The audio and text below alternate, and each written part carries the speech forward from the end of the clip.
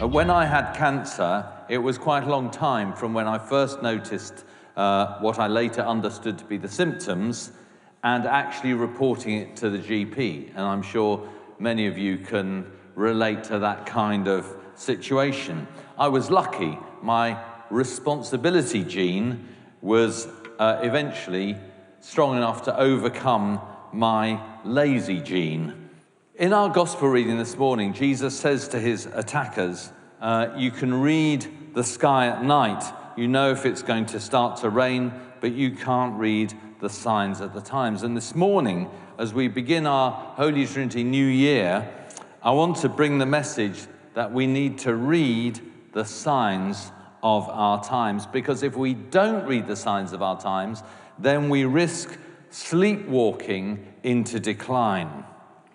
This morning, I want to highlight some of the very challenging signs of our times.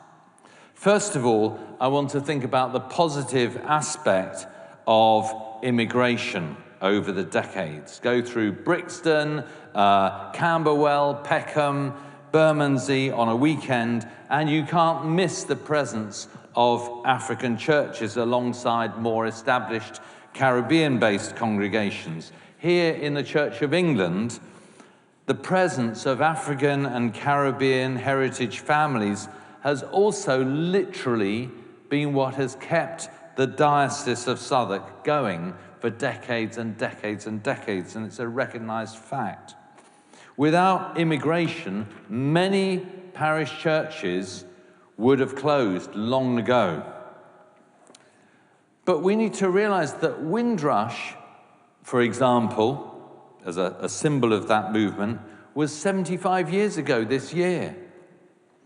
We need to read the signs. The bishops will talk about how London churches are still growing even when the nationwide figures for churches are going down. Bishops in London will say, but London's bucking the trend. But I want to ask, dare they look into the future? When Joseph was asked to interpret Pharaoh's dreams, he said the 7 years of plenty would be followed by 7 years of famine. And I believe that due to immigration, we've had the 7 years of plenty. And we're now at a turning point when the second part of Joseph's prophecy is going to hit us. The fact is that the established families gradually are moving out, and you know it. New people are moving in. Look at the changes in Brixton Market over the last 10 years. If you can remember how it used to be, you'll be able to see in front of your own eyes what the changes have been like. Many people are moving outwards from this area. Others have moved upwards, if you get my drift. Maybe some are moving downwards, but we won't go there. Of course, there are still many African and Caribbean people living here, and that still has a huge impact on the faith of South London. But that's why it's so easy to sleepwalk through life thinking that everything's okay and not noticing the trends and the changes that are happening.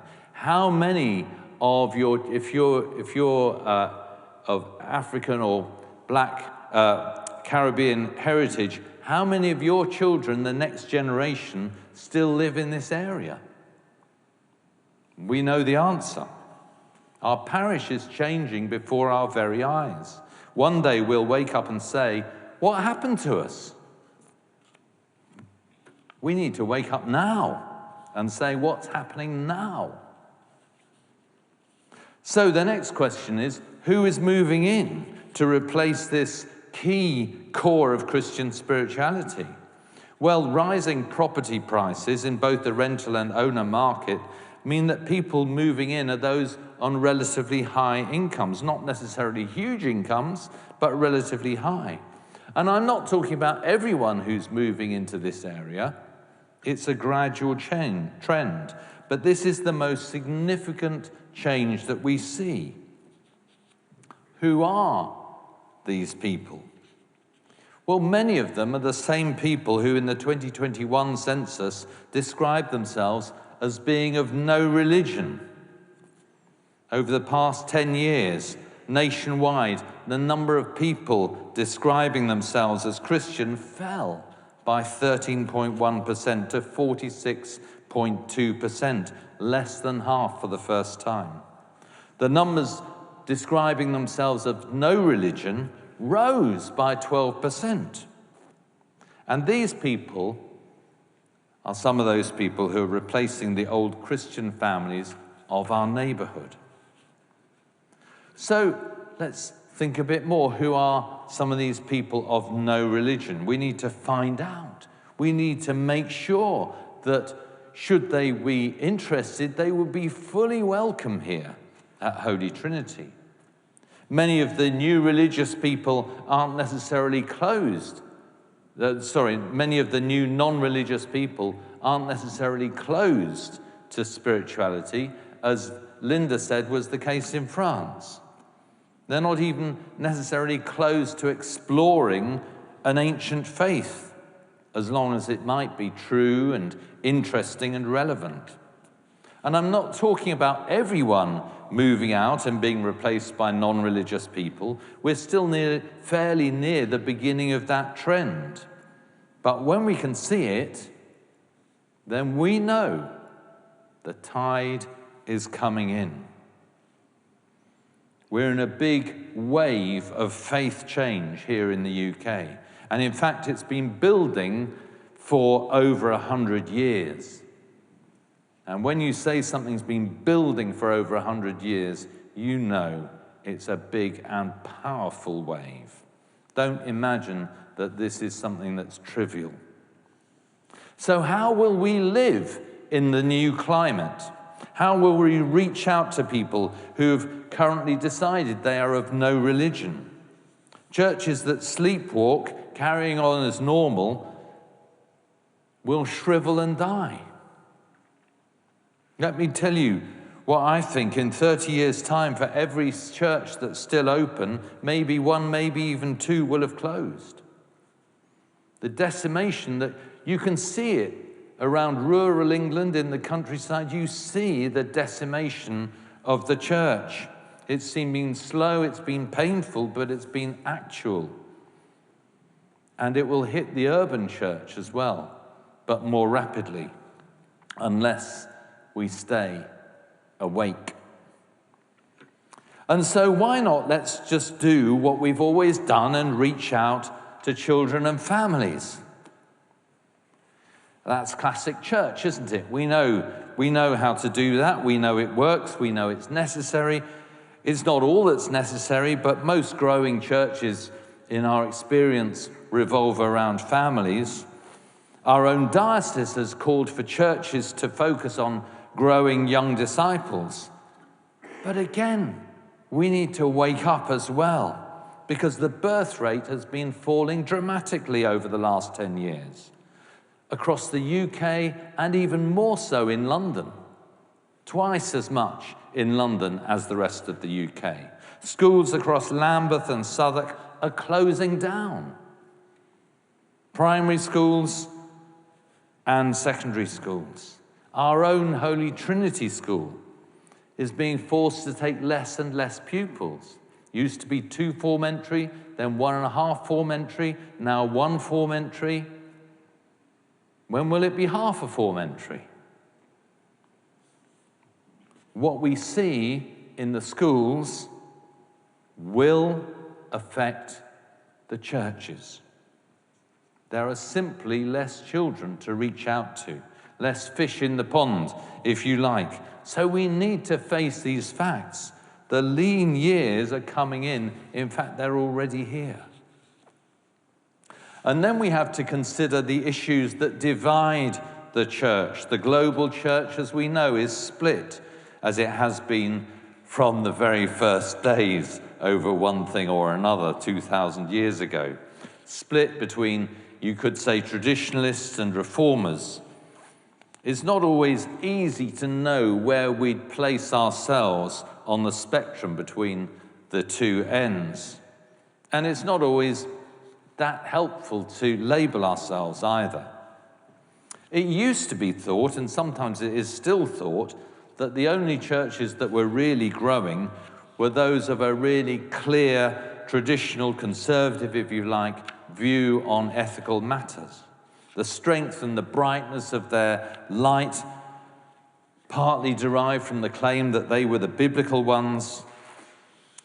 It's a claim that compels commitment, but look again out into the world. Everything is changing. Suddenly there's a huge acceptance of different sexualities and gender identities, and in particular among young people, rising generations. You can no longer assume that if you just preach what the Bible appears to say, then people will be convicted, converted, commissioned, and committed. Because now there are new ways of being biblical, new patterns and pathways of Christian discipleship. And these can also be pathways to growth. So as we consider our mission, as we consider our very survival, we need to ask how we respond to this sea change in society. What do we learn? Openness on our part, affirmation and inclusion are key aspects of mission. What must we do? How must we change ourselves to make sure this house of God is a house of welcome? It's all about, as Linda said, being led by God's Spirit. But let's not try to predict the direction of the wind. We'll be considering some of these matters at our weekend away and as we put together our church mission action plan in the months afterwards. Hopefully, by God's grace, we'll be a church that is not only standing but thriving. But there's one other observable fact that I need to bring to your attention. This November, I'll have been here as vicar for 14 years. Now, I'm not sure of the actual current statistics about this, but as far as I'm aware, most vicars stay in post between 7 to 10 years. Some say longer, some say shorter. And it's also true that if you stay too long in a church or other organizations, it can have a negative effect on the church that you're vicar of, just as it can do if you stay too long as a head teacher of a school or CEO in a business and so on. Now, in saying this, I'm just spotlighting something that is an observable fact that you need to be aware of. I'm not stating my immediate intentions. I will tell you more clearly my immediate intentions when the time comes. You don't need to worry about that. But I'm just laying out what anyone with eyes can see. You need to see it so that you can pray about it, so you can consider the direction of the church in the next few years to come. I'll be 64 this year. Retirement age in the Church of England, 67. I could think of maybe I'll go to another job for a couple of years, or maybe I'll be asked to be the third bishop in a row, to be, third vicar from Holy Trinity in a row, to be bishop. They'll probably send me to the Arctic or somewhere. They wouldn't want me anywhere near, I don't think. Or I could retire early. My purpose right now isn't to talk about my personal intentions, but just to put that so that we're aware of these changes that will come up. When a vicar leaves, there's nearly always some sort of period of disruption and uncertainty. Some people really do grieve. Others can feel lost. But it's also a time of new opportunity and new beginning, and you may need to make sure you don't lose sight of that. So today I've pointed to some of the real challenges that are going to face the church in South London, and particularly our church here in Tulse Hill. And whoever's the new vicar will hopefully be part of God's provision for you to meet those challenges. Amen? Amen.